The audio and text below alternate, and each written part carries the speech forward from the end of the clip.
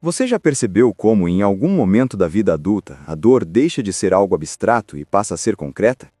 Não é mais um problema distante, é uma perda, uma frustração profissional, um relacionamento que se rompe, um corpo que muda, um sonho que não aconteceu como esperado. Para muitas pessoas entre 35 e 55 anos, essas experiências vêm acompanhadas de uma crença silenciosa, mas poderosa: a ideia de que sentir dor é sinal de fraqueza, que a essa altura da vida já deveríamos dar conta, seguir em frente rapidamente, sem abalar a estrutura. Mas será que essa crença faz sentido do ponto de vista da psicologia e da ciência? Aqui, nós vamos olhar para o sofrimento com mais profundidade e menos julgamento, entendendo como a mente humana realmente funciona diante da dor e por que ela pode ser um ponto de crescimento, e não de fracasso. Se esse tipo de reflexão faz sentido para você, já se inscreva no canal agora, porque toda semana eu trago conteúdos baseados em psicologia e ciência para ajudar você a entender melhor suas emoções e viver com mais clareza e propósito. Essa visão de que sofrer é fraqueza não nasce do nada, ela é construída culturalmente. Muitos de nós crescemos ouvindo frases como "seja forte", "não chore", "isso vai passar", sem espaço real para elaborar emoções difíceis. Na vida adulta, isso se traduz em culpa por sofrer, em silenciar sentimentos e em uma cobrança interna constante para parecer bem, mesmo quando não estamos. O problema é que ignorar a dor não a elimina. Pelo contrário, a psicologia mostra que emoções reprimidas tendem a se manifestar de outras formas, como ansiedade, irritabilidade, esgotamento emocional ou até sintomas físicos. Do ponto de vista psicológico, o sofrimento é uma resposta natural a situações de ruptura. Ele surge quando algo importante é ameaçado ou perdido: uma relação, um papel social, uma expectativa de futuro. Sentir dor não é um erro do sistema emocional, é o próprio sistema funcionando. A dor sinaliza que algo precisa ser processado, compreendido e integrado à nossa história. O problema não está em sofrer, mas em acreditar que isso nos define como fracos ou incapazes. A psicologia contemporânea diferencia bem a dor emocional saudável do sofrimento prolongado causado pela negação. Quando a pessoa se permite sentir, nomear e compreender a própria dor, ela cria as condições para a adaptação. É nesse ponto que surge um conceito fundamental: o crescimento pós-traumático. Diversos estudos mostram que, embora experiências difíceis sejam dolorosas, elas também podem gerar desenvolvimento psicológico. Pessoas que passaram por crises profundas frequentemente relatam maior clareza de valores, fortalecimento emocional, relações mais autênticas e um senso mais profundo de significado na vida. Isso não significa romantizar o sofrimento, nem dizer que ele é desejável. Significa reconhecer que, quando elaborado, ele pode transformar. Essa transformação não acontece apenas no campo emocional, ela tem base biológica. Quando enfrentamos situações difíceis, o cérebro entra em estado de alerta. Áreas relacionadas ao estresse e à sobrevivência são ativadas. No entanto, o cérebro humano possui uma característica fundamental chamada plasticidade cerebral, a capacidade de se reorganizar a partir das experiências vividas. Isso significa que o cérebro aprende com a dor. Quando a experiência é refletida, compreendida e integrada, novas conexões neurais são formadas, favorecendo adaptação, aprendizado e mudança de comportamento. É aqui que muitas pessoas se confundem ao falar de resiliência.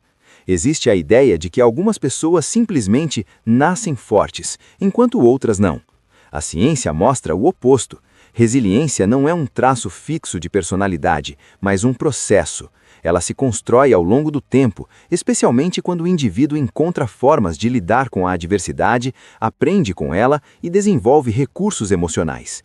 Resiliência não é a ausência de dor, é a capacidade de atravessá-la sem se perder completamente de si mesmo. E atravessar a dor se torna significativamente mais possível quando entra em cena um elemento-chave: o propósito. Do ponto de vista psicológico e neurocientífico, o propósito funciona como um organizador interno. Ele ajuda o cérebro a sair de um estado puramente reativo e a encontrar direção. Estudos mostram que pessoas que conseguem atribuir significado às suas experiências, mesmo as mais difíceis, apresentam melhor recuperação emocional, maior motivação e mais equilíbrio psicológico.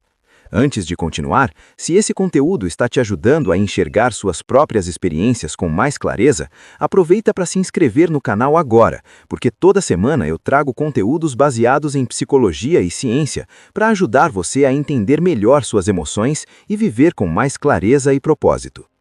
Essa visão de que sofrer é fraqueza não nasce do nada. Ela é construída culturalmente. Muitos de nós crescemos ouvindo frases como "seja forte", "não chore", "isso vai passar", sem espaço real para elaborar emoções difíceis. Na vida adulta, isso se traduz em culpa por sofrer, em silenciar sentimentos e em uma cobrança interna constante para parecer bem, mesmo quando não estamos.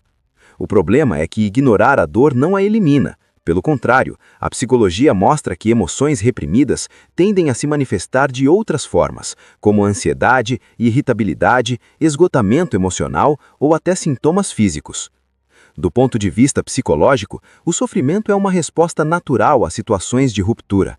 Ele surge quando algo importante é ameaçado ou perdido, uma relação, um papel social, uma expectativa de futuro. Sentir dor não é um erro do sistema emocional, é o próprio sistema funcionando. A dor sinaliza que algo precisa ser processado, compreendido e integrado à nossa história. O problema não está em sofrer, mas em acreditar que isso nos define como fracos ou incapazes. A psicologia contemporânea diferencia bem a dor emocional saudável do sofrimento prolongado causado pela negação. Quando a pessoa se permite sentir, nomear e compreender a própria dor, ela cria as condições para a adaptação.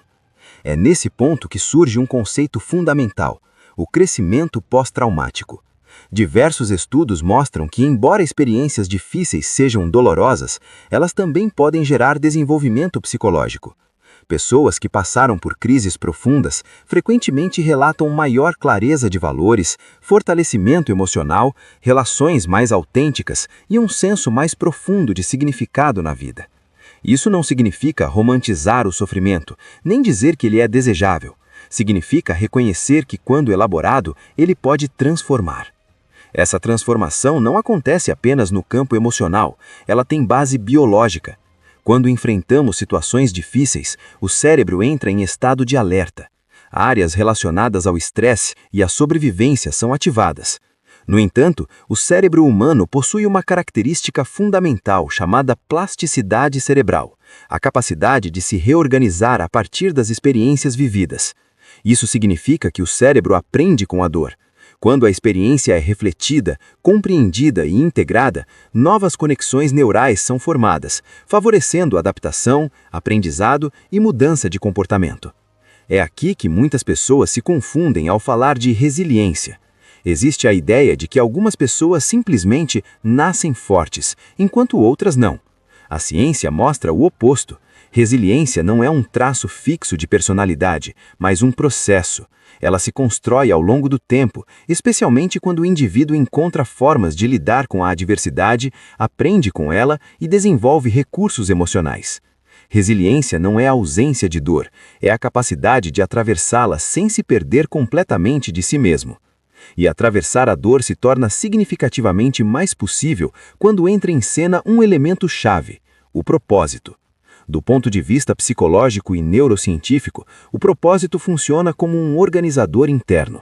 Ele ajuda o cérebro a sair de um estado puramente reativo e a encontrar direção. Estudos mostram que pessoas que conseguem atribuir significado às suas experiências, mesmo as mais difíceis, apresentam melhor recuperação emocional, maior motivação e mais equilíbrio psicológico. Antes de continuar, se esse conteúdo está te ajudando a enxergar suas próprias experiências com mais clareza, aproveita para se inscrever no canal agora, porque toda semana eu trago conteúdos baseados em psicologia e ciência para ajudar você a entender melhor suas emoções e viver com mais clareza e propósito. Essa visão de que sofrer é fraqueza não nasce do nada. Ela é construída culturalmente. Muitos de nós crescemos ouvindo frases como "seja forte", "não chore", "isso vai passar", sem espaço real para elaborar emoções difíceis. Na vida adulta, isso se traduz em culpa por sofrer, em silenciar sentimentos e em uma cobrança interna constante para parecer bem, mesmo quando não estamos. O problema é que ignorar a dor não a elimina. Pelo contrário, a psicologia mostra que emoções reprimidas tendem a se manifestar de outras formas, como ansiedade, irritabilidade, esgotamento emocional ou até sintomas físicos. Do ponto de vista psicológico, o sofrimento é uma resposta natural a situações de ruptura. Ele surge quando algo importante é ameaçado ou perdido, uma relação, um papel social, uma expectativa de futuro. Sentir dor não é um erro do sistema emocional, é o próprio sistema funcionando. A dor sinaliza que algo precisa ser processado, compreendido e integrado à nossa história. O problema não está em sofrer, mas em acreditar que isso nos define como fracos ou incapazes. A psicologia contemporânea diferencia bem a dor emocional saudável do sofrimento prolongado causado pela negação. Quando a pessoa se permite sentir, nomear e compreender a própria dor, ela cria as condições para a adaptação. É nesse ponto que surge um conceito fundamental: o crescimento